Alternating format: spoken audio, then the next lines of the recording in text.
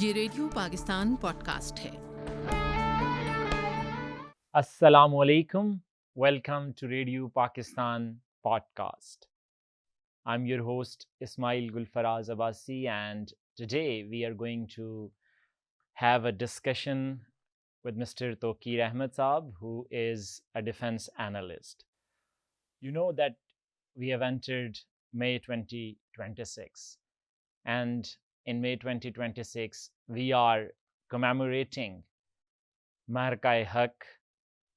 We are commemorating the resilience of Pakistan's defense forces. We are commemorating Pakistan's utmost resolve against terror, against any sort of aggression. And that's why we have Mr. Tauqir Ahmed to shed light on the false flag operations that took place in India. And then India accused Pakistan not only back in 2025 with the Pelgam attack, but even in 2019 with Pulwama. Sir, welcome to our show. And I would like to ask for our common lay listeners as to what a false flag operation is. Thank you very much for inviting me again to Radio Pakistan English program. False flag operation is when you deceive and try to blame others for something they have not done it. What we call it also is insider job. Usually it is conducted when you have something planned to achieve your political achievements or your military achievement, and that's why they plan such kind of operations. Particularly India is a champion in this one, and they have been doing since 1971, and I have a list of all those false flag operations and insider job. There were about 14 false flag operations against Pakistan. Some are known, some are not known. Pulwama was the latest one in 2019, where that alleged Adil was engaged, and they blame him that he did this false flag operation. According to my research, he was in prison at that time. Adil was an activist who was raising voice for the self-determination for the Kashmir. He was not even a fighter. He was not trained fighter at all, like other freedom fighters. He was just a normal activist, and he was arrested, and then he was approximately 2 years in jail. He was released because they could not find anything against him, and then he was arrested again. So when Pulwama happened, he was in prison. And my assessment is that this attack was not carried out by him, but it was planned in New Delhi, and it was planned by Mr. Ajif Doval, who was the NSA at that time. And the government in New Delhi knew about that. Ajit Doval has been planning many false flag operations to malign Pakistan, to put Pakistan on terrorist sponsoring countries. Initially, they succeeded. That's why we had an FATF and other restrictions, limitation. But later on, the world came to know that it was just blame. So we are facing a very cunning, you can call it enemy or adversary. And until now, what we have been doing, we showed our resilience, and we were always in defending mode. In many conferences, I stood up and I said that why don't we just enter into defensive offensive mode? And after Pulwama, we showed it. that we have the capacity, we have the capability to go into offensive. As you rightly mentioned, Pulwama, I think what you are referring to as defensive, offensive, uh, Pakistan took one step forward from Pulwama. We know that there was a fight in 2019 and we got Abhinandan. Uh, and in 2025, many experts suggest that that was one of the fiercest dogfights since World War II, and the world reckoned what Pakistan Air Force in particular was capable of. And I would also like you to link it with Pakistan's current standing in the global world. How much has the world realized this because of Pakistan's resilience after the false flag operation of Pelgam? See, I wrote an article in 2023 and 2024 also that Pakistan was ignored by the world because world thought that what we are doing or what we are saying is just Indian centric. Okay. Which is actually not true, but we have our problems with India since independence. But this 4 days war showed the world that we have the capacity and we have the capability to fight 5 times larger enemy. And as you know that we shot their aircraft, the famous Rafale aircraft, which they were very proud of.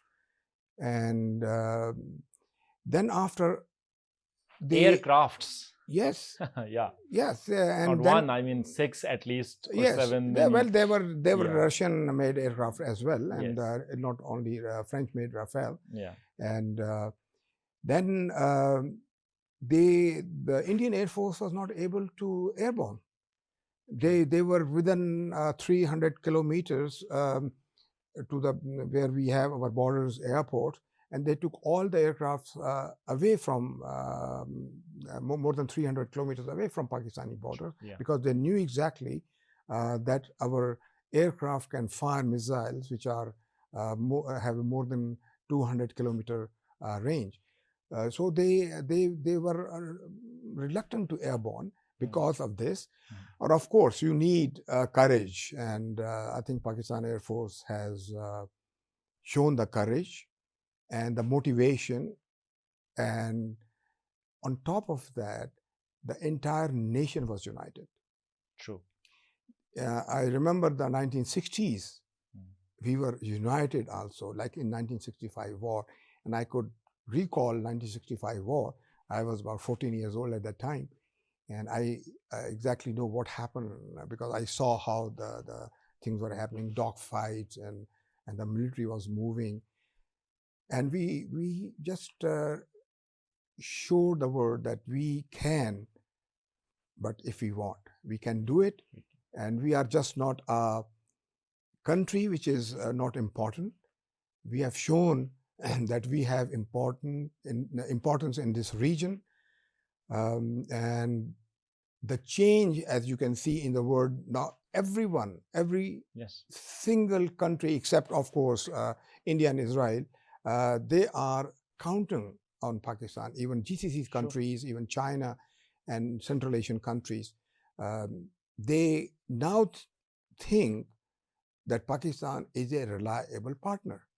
Yes, I think when we commemorate Marka-e-Haq, what makes me so proud of the fact that we have positioned ourselves in a world that is changing. We are witnessing a completely new world order, and in this new world order, as one of our popular Urdu poets said, "Hai jurme zaifi ki saza, marge mafajat." So we somehow managed to find the right balance between diplomacy, telling the world we are trying to bridge peace among two nations who are fighting a war. We've provided them our capital. to negotiate, and then also letting the world know that if a country like India does what it did in the past, whether it's 2019, we managed to shot an aircraft back then, we managed to do the same in 2025. So this finding of the right balance, do you think Pakistan initially was missing this balance, and with this current setup of our establishment, it managed to find the right balance? Certainly. We were missing. The reason was that we did not show our courage. We did not show our capacity. Yeah. We did not show our capability. We were in defensive mode. And that defensive mode was taken by India as our weakness. Yes, exactly. And this time, we went from a defensive mode into offensive mode, as I previously said. And that showed the world that we can do it. We can do impossible things to make it possible. And this 4 days war has shown the world that what we can do. Pakistan right now has a very good opportunity to resolve other issues as well, like economic issues. We have internal political issues. We have issues with Afghanistan, and I think we can resolve Kashmir issue is another one. We are now in a position to rise. 2025 sunrise was the rise of Pakistan, the beginning of rise of Pakistan. And I firmly believe that despite the challenges to keep the balance between the two superpowers, we can still manage it. However, we have to be very vigilant, and with the current government and current Field Marshal, both have done a tremendous job. Travel abroad, and the countries who previously never, wanted to even shake hand with us, now they are calling them to have a meeting with them, and everyone is coming to Pakistan and want to talk to us. Even countries like Qatar, countries like Saudi Arabia, we have a defense pact now with Saudi Arabia, and this is because of these 4 days war, which has changed the entire scenario. The strategic planning has changed, and I think we can make it. We have. So, sir, what do you think Pakistan can do on diplomatic fronts to avoid facing such allegations in future? Because we did manage to shot a MiG down in 2019 after Pulwama, but in 2025 India did that against. The world has asked for all sort of data, and Pakistan has offered its help in probing both Pulwama and Pelgam, but neither India provided any sort of insight, nor they are willing to take Pakistan's help. So what is a way forward for Pakistan to avoid such allegations, misconceptions, portrayal of Pakistan as a terrorist funding country? It's I think we are still a bit weak in narrative building. The perception management is important thing. It depends how you build narrative, how you show yourself to the world. India, as you know, is very strong in fake accounts, and they are doing propaganda against Pakistan. As you know, in Brussels there was a info lab which was caught, and then they were exposed. So what we have to do is we have to have experts for perception management, narrative building, and if we strengthen ourselves in AI, for example, because they are using now AI also. India is using AI and for to build false narrative. We should not build false narrative. We should just tell the truth, which we are doing right now. And I think if we concentrate on our weaknesses and strength, not only that we show the world how strong we are, or domestically we show how strong we are, but we should also look at our weaknesses and overcome those weaknesses. And I think if we keep that balance, we will be successful. I think I completely agree.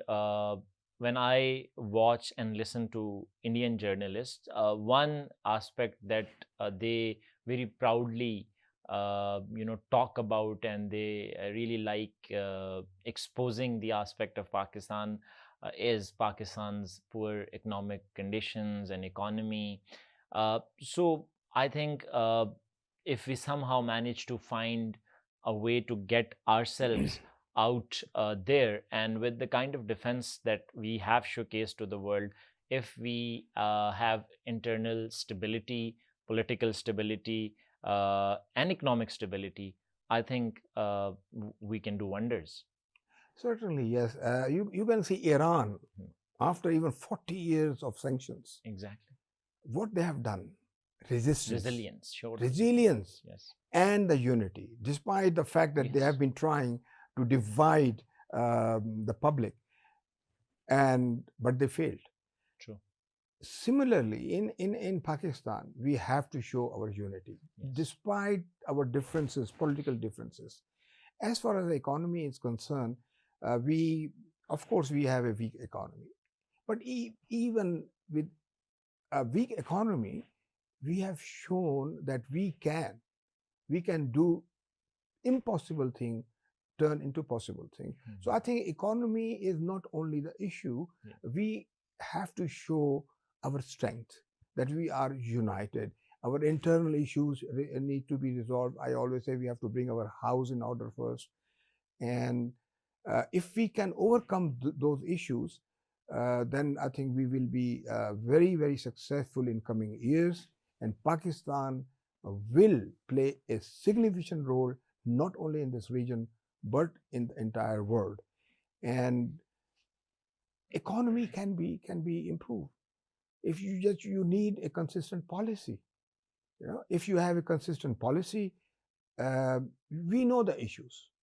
We know we have identified the issues. We have the solutions. True. Another weak point we have is the implementation of those policies and consistent policy. If we overcome all these weaknesses, I think economy will have no problem. And you will see in coming years, there will be a lot of investment as well. We have to do our export, provide facility to the exporters, provide facility to our investors in Pakistan. And if we can do these things, we can really be successful in the world. Sir, coming back to false flag operations, Pulwama, Pelgam, and you mentioned that according to your research, there have been 14 false flag operations that have been conducted. We want to be a little critical about this as well, because we've seen Indian media. We don't want to just present, our perspective. People claim that why would a country, you mentioned Ajit Dol and all, why would a country kill 40 of its, if I'm referring to Pulwama, 40 of its security person? Do countries do that? See, 40 is a figure. It's nothing for countries like India. They would be killing more than 40, even maybe 400, their own people, to achieve their objectives.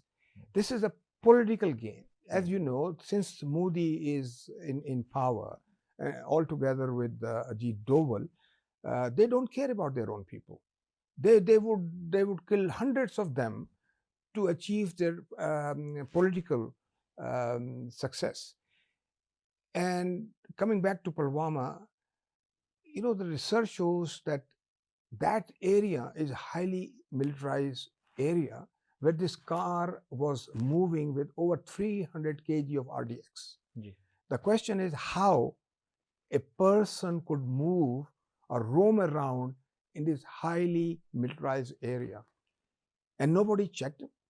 And secondly, that convoy was supposed to travel by air to their base, but it was postponed, and they were sent thousands of kilometers by road. So there was something planned, and I think that plan was made by Ajit Doval to execute this false flag operation. I said, you mentioned about 40 people. 40 people is nothing for them. Own people, killing own people, it happens. And they can go to any extent. The other thing is, if they don't do it, they need the sentiments, public sentiments, especially Hindutva mentality. And if Modi becomes friendly with Pakistan, that will be his political end of his career. Yeah, that's so that's why he is keeping alive with a false flag operation to blame Pakistan to win the heart and mind of the majority, particularly Indian majority who are Hindu majority. Yeah. And that is the reason they conduct such operations. So 40 people are nothing for it. So, sir, coming to Pelgam, I think probably the same kind of plot was repeated. As we know, the media in the world reported, or it's been told to the world, that the attackers actually asked the tourists over there in Pelgam about their religion, and then they killed them after knowing that they are Hindus, for that matter. Or I think one Christian was also assassinated. As the data, we do not know any independent reports on that. What's your research on that? 26 people were claimed to be killed. And again, as you mentioned, that there seems something fishy with regard to Pulwama. What is your understanding of the Pelgam attack? See, when you do a false flag operation, you plan, but there are always some mistakes or loopholes in such planning. If these people would have started saying Allahu Akbar, so does it mean they were Muslim? If they were asking about their religion, did it really happen? This is what the Indians are saying. Even if they asked, we do not know whether those who asked were Muslims. So do we have an evidence? We do not have any proof. And we have asked India many times in other false flag operation or other attacks as well, that we are ready to provide assistance. Yes. Let us do a combined or a joint investigation team, but India refused. So why India refused? Because they know this is an insider job, and that is the simple reason. They can say anything. They can say anything that these were Muslims, or these were Kashmiris, and they can blame. Even a non-Muslim can chant a slogan, pretend to be a Muslim.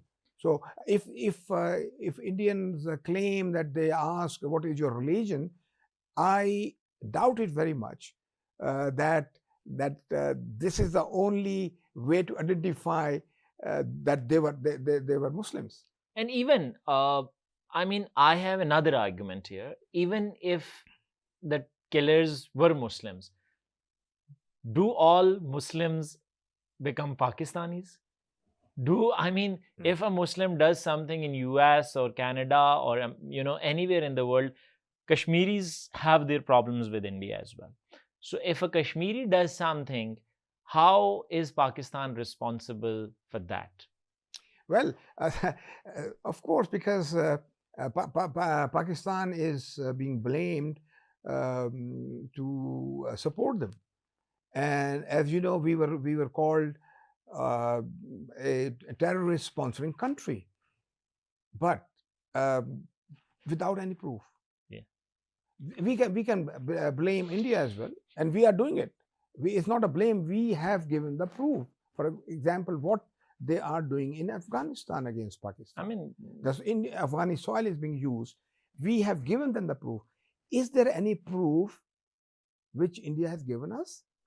that those But they have Kashmiris even were failed to present it to the international world. Even if they're not willing to give it to us, they can present it to the international world. and that The world is not buying their they are perspective. not buying their narrative anymore. In the beginning, yes. Yeah. In the beginning, there's because we were timid, weak. you would say. Sorry? Yeah, I mean, we were a little timid. We were not putting ourselves on the grand show, but As I said, narrative building, yeah, perception management, Mhm. defensive mode. Yeah. So we were always showing our resilience. We were always showing, oh, we know we do not want fight. But then there was a limit. And India has been crossing that red line several times. And the time came when we decided that we will now reply. If they throw bricks, we will reply them with the stones. So India is actually sitting in a glass house, and they are throwing stones on others without realizing that they are sitting in a glass house. So I think we are now in a position to convince the world that India has been lying, and we have nothing to do with a false flag operation. Everyone in Pakistan is a peaceful, living person. We do not want any fight. We want good neighbors. We want to live in peace, and we let other people, other countries to live in peace. People to people contact. Look at normal Indians and Pakistanis working abroad. Is there any problem? There's no problem. We share cultures, we share languages, we share music. That's it. But the question is why the Indian government is blaming Pakistan for that. The only reason they want to stay in the power. Political advantages. This is a political advantage they are taking it. And that Hindutva, RSS mentality is there, and it is very difficult to change it. And I personally think, and I have said many times, as long as Modi and Ajib Doval are there, it will be difficult, rather impossible, to normalize relation with India. Either they change themselves, or we change ourselves. But we have shown that we have changed. I mean, we have done a lot of.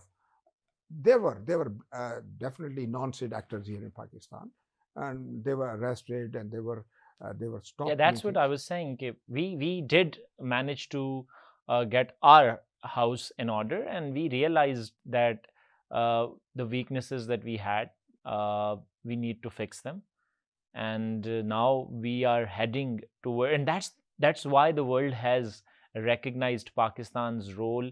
And I think providing the world with an opportunity for peace in itself, with this latest development after Iran US escalation, Pakistan has managed to play its cards wonderfully well.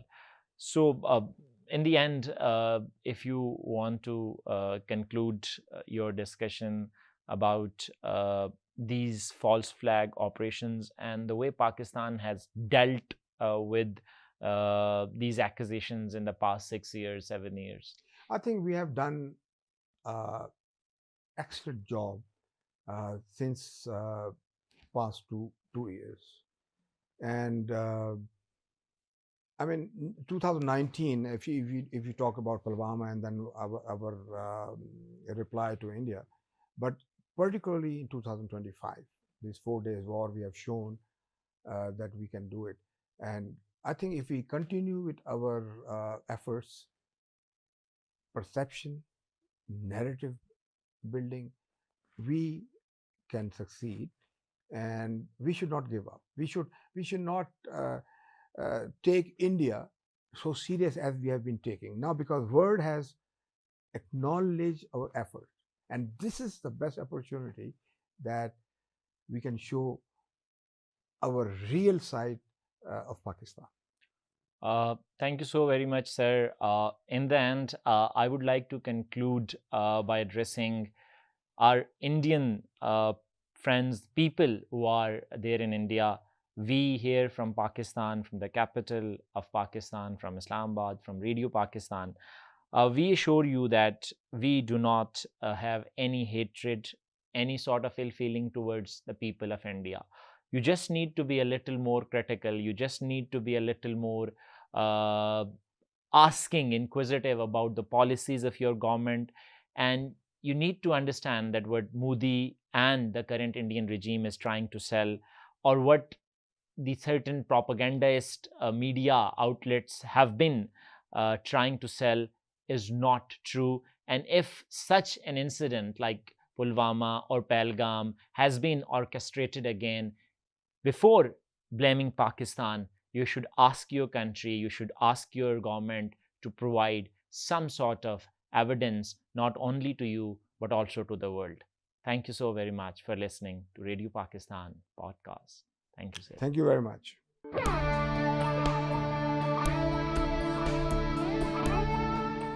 ये radio Pakistan podcast है।